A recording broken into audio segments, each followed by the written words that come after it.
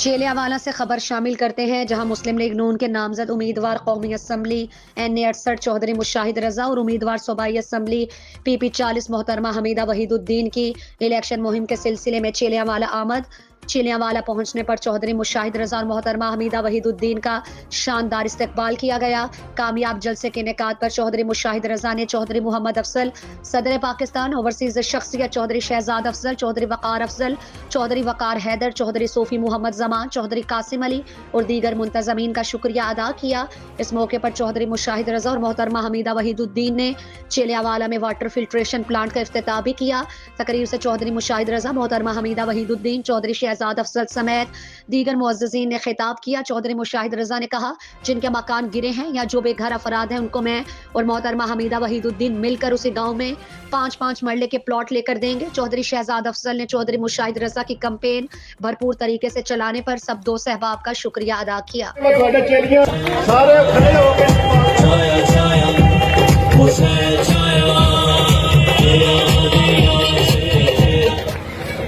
اعوذ باللہ من الشیطان۔ سب تو پہلا تے میں اپنی بہن محترمہ حمیدہ وحید الدین نو اپنی طرفوں تے چیلی والے کی طرفوں خوش آمدید کرتا۔ پھر میں اپنے بزرگاں دا، چودھری محمد افضل صاحب دا، اپنے بھانجے شہزاد افضل دا، چودھری وقار حیدر دا، چودھری محمد اشرف دا، صوفی محمد زمان دا، قاسم دا، اپنی برادری دا تے غیر کاشتکار بھراواں دا شکریہ جڑے تشریف لے آئے۔ گزارش ہے، میں تواڈے توسط نال پورے چیلی والے اگے گزارش کرنا چاہنا، جہاں ماواں بھੈਣਾਂ گھر نے انہاں اگے بھی گزارش کرنا چاہنا۔ میری خواہش یہ سی میں تمہیں گھر آ کے ملدا اور گزارش کردا، بھائی یہ میرا الیکشن نہیں جے، یہ سارے چیلی والے دا الیکشن ہے، سارے چیلی والے دی عزت ہے، تے انشاءاللہ اللہ تبارک تعالیٰ نے اس باری تمہیں عزت بھی دینی ہے۔ تسی ہمیشہ ہی میرا ساتھ دیتا ہے، میرے کہے تو بغیر جتھے جتھے لاگ لائے جا کے ووٹ منگے نے، اتھے بھی منگے نے، تے میری گزارش ہے یہ دن تھوڑے رہ گئے نے،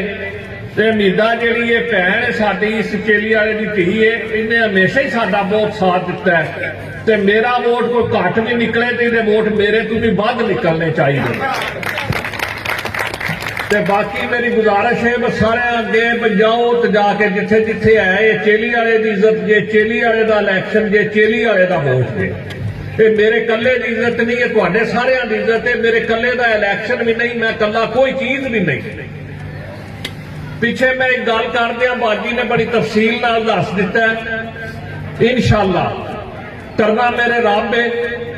تے جتنے بندے چیلی والے جنہاں دے مکان ڈگے نے یا ہر وہ بندہ جہاں بے مکان ہے، انشاءاللہ اسی دوویں رل کے انہوں نے 5 مرلے پلاٹ دواواں گے ایسے چیلی والے۔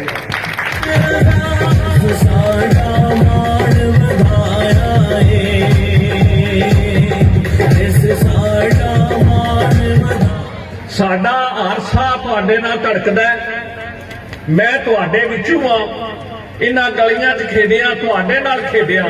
خدا گواہ یہ نہ سمجھو مینوں تواڈا درد نہیں، ساڈا دوواں دا بس نہیں چلدا، جس ویلے چلے گا اج تو بعد تو تمہیں پتہ لگ جائے گا بس ساڈا بس چلدا ہے۔ محرومیاں بھی تواڈیاں دور ہون دیاں، اللہ دے حکم نال گھر بھی بنن دے، ماڈل ولیج بھی بنے گا اور پورے پاکستان تو سوہنا پنڈ بناواں گے اللہ دے حکم نال۔ اور تمہیں پتہ ہے میرا سارا ماضی تواڈے سامنے، میرے پیو دا ماضی بھی تواڈے سامنے، خدا گواہ ایک ہی خواہش ہے چیلی والے دا نام روشن ہوئے اور اس علاقے کو ترقی دئیے، جکن دوسرے ضلع اس جگہ تے ترقی ہے، اسی بہت پیچھے رہ گئے، تے انشاءاللہ یہ ضرور ہوئے گا۔ یہ میرا پیغام جا کے میریاں ماواں بھੈਣਾں نوں، ساریاں نوں جڑے بھرا نہیں آ سکے انہاں نوں گزارش کریو اپنے اختلافات بھلا کے چیلی والے کی عزت سمجھ کے الیکشن لڑنا ہے اور جتھے جانا ہے حمیدہ دا ووٹ